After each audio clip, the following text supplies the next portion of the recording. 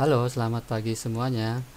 Hari ini tanggal 30 Juli 2020 pukul 6.27. Sekarang memasuki akhir bulan ya, teman-teman. Jadi, akhir bulan ini adalah hari yang sangat menentukan bagi para korporasi atau kalau yang konotasi agak ekstrimnya itu bandar ya. Saya sendiri kurang begitu suka menyebut istilah bandar karena berkonotasinya seperti judi ya. Tapi kan ini betul-betul investasi seperti itu. Jadi korporasi di setiap Indonesia atau di belahan dunia itu mempunyai dana yang sangat besar. Dana tersebut berasal dari kelolaan investasinya dia, yang berbentuk perusahaannya biasanya adalah perusahaan aset manajemen. Nah, perusahaan investasi.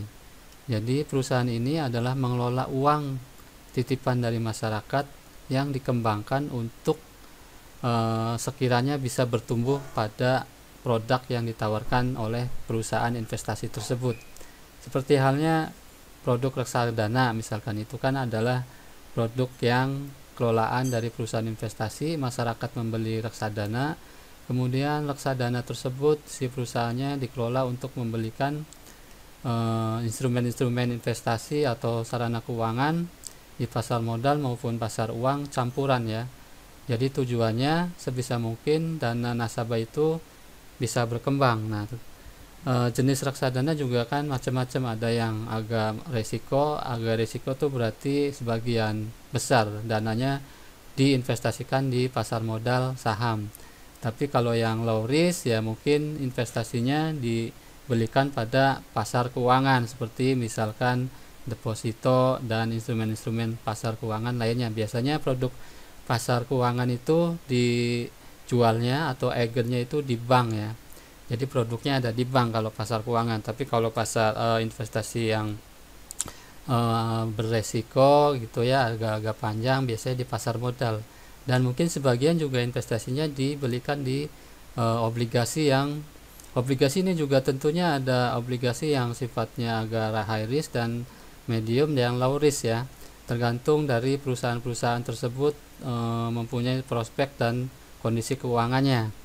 Nah, hari ini banyak nanti fenomena biasanya si bandar atau si sekuritas, perusahaan-perusahaan besar yang korporasi yang mengelola uangnya masyarakat banyak, dia mempunyai kepentingan terhadap suatu saham yang dia miliki. Jadi dia punya portofolio, kemudian bagaimana caranya dia mempertahankan atau membuat suatu pola pada portofolio tersebut. Bisa saja dia menurunkan harga sahamnya untuk kemudian mendapatkan saham tersebut di bawah dan dia akumulasi di bawah, kemudian pada saat yang tepat dia naikkan seperti itu.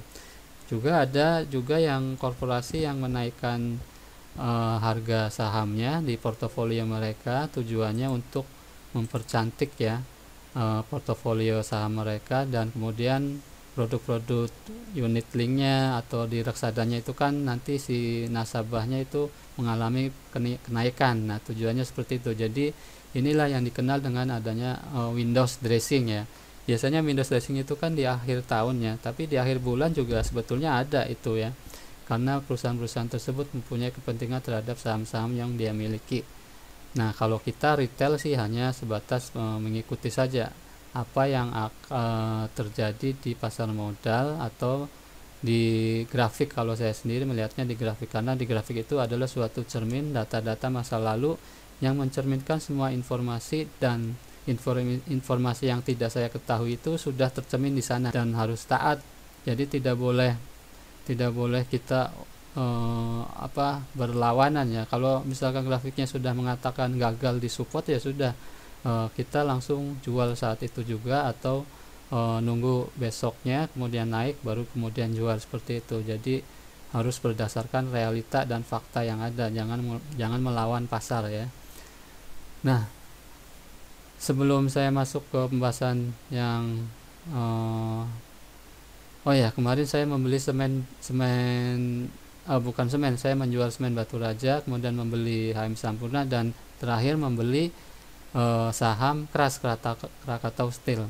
Nah, sebelum saya membeli saham Krakatau Steel, saya terlebih dahulu menganalisis tentunya di sorenya itu Dow Jones-nya ya.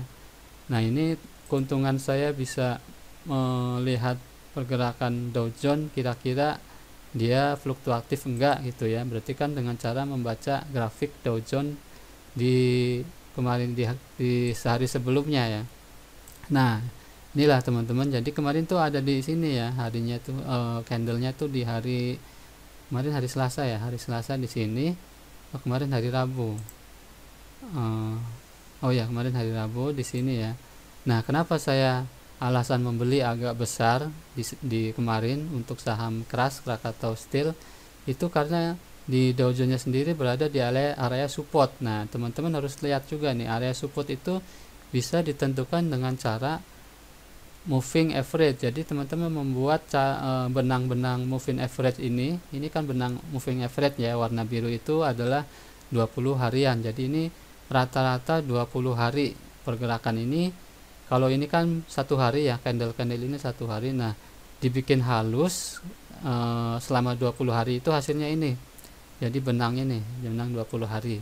Kemudian ada yang 60 harian. Jadi ini data-data berdasarkan 60 hari di masa yang lalu. Kemudian dari titik-titik tersebut dihubungkan dari 60 hari yang lalu. Kemudian jadilah seperti benang 60 seperti ini, 60 harian. Kemudian ada 120 hari yang ini, yang warna hijau tua. Kemudian yang 5 hari. Nah, ini 5 hari itu mutlak harus dibuat juga. Nah, ini 5 hari ini yang warna hitam ya.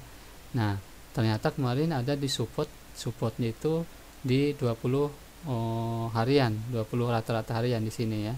Nah, kemudian ini kan di atas support. Kemarin saya membeli saham-saham di pasar modal seperti itu. Karena dengan membaca ini saya punya keyakinan bahwa di Dow Jones Amerika itu akan mengalami kenaikan yang positif karena kemarin berada di support. Nah, tentunya hal ini akan sangat menguntungkan bagi saya ketika saya kemarin membeli saham-saham di pasar modal di Indonesia seperti halnya Krakatau Steel, kemudian HM Sampurna. Karena dengan adanya kenaikan hijau seperti ini biasanya ya hampir 80% lah ya, indeks market di bursa Indonesia itu pasti mengikuti pergerakan atau mendapat sentimen positif dari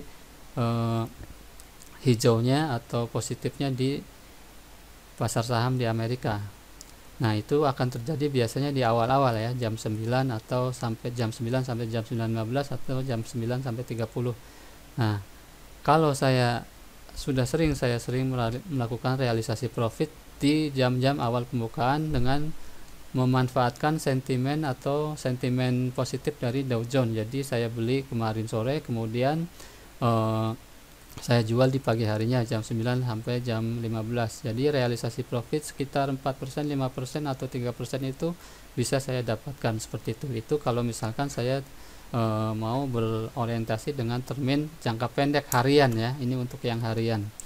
Jadi kalau untuk yang mingguan atau bulanan bisa di hold terlebih dahulu, tapi kalau misalkan sudah mencapai 10% sih saya rasa sudah realisasi profit aja gitu kan. Tapi tergantung pergerakan harga saham saat itu juga sih, kadang saya juga untuk apakah di hold juga atau dijual seperti itu.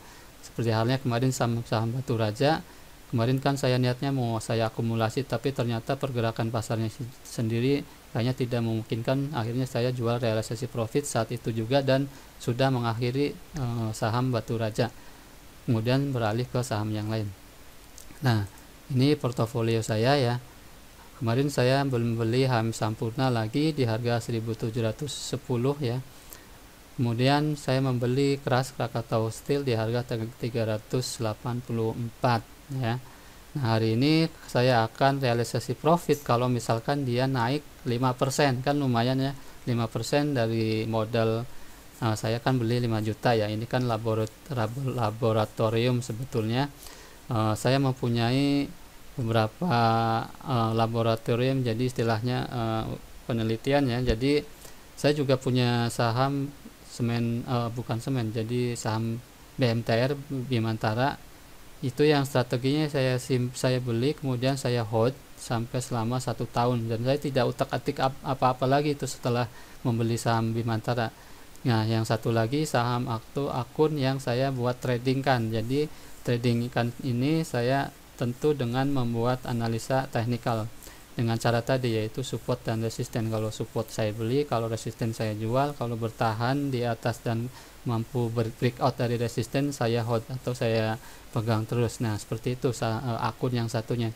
Jadi saya akan membandingkan akun yang saya simpan strategi beli dan hold, dan akun yang strategi trading ya. Nah, di video yang pertama di bulan Januari saya membeli saham batu Bimantara itu, kemudian sahamnya sekarang masih minus sedikit lah ya. Coba nanti sampai akhir tahun performanya lebih tinggian mana dibandingkan dengan strategi yang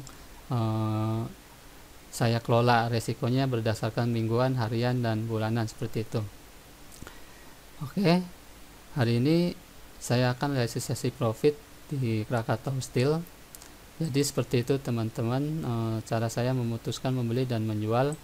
Jangan lupa jika video ini bermanfaat buat teman-teman yang masih baru belajar dan bagaimana cara mengamati pergerakan saham, mungkin bisa subscribe video saya, channel saya, untuk mengupdate video-video saya selanjutnya. Saya juga nanti akan membuat bagaimana cara menganalisis berdasarkan analisa fundamental atau laporan keuangan, bukan berdasar dengan fluktuasi harga, seperti itu ya.